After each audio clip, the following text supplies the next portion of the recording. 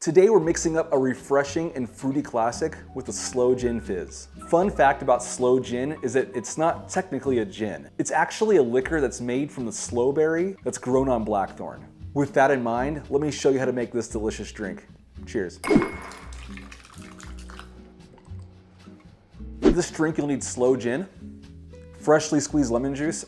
I personally enjoy these little bottles because it makes it easier for making cocktails. Simple syrup.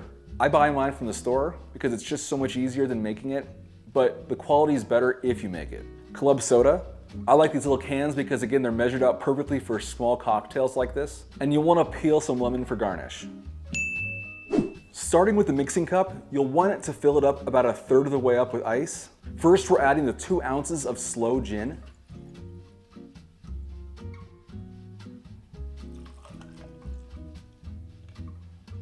Now let's add the 1 ounce of freshly squeezed lemon juice.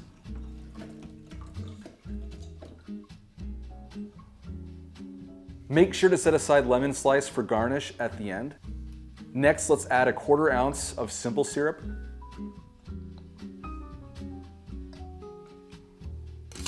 Mix everything together for about 15 seconds. Then strain into a highball glass. Make sure to save the ice in the mixing glass because you'll want to add ice to the drink later.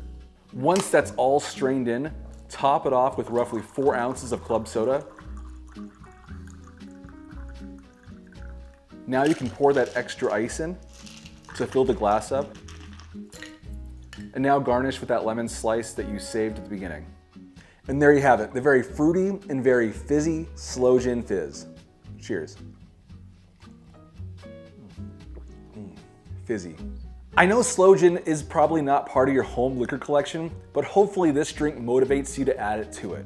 There's more Sloe Gin drinks that I'll try making in the future, but for now I hope you enjoy the Sloe Gin Fizz.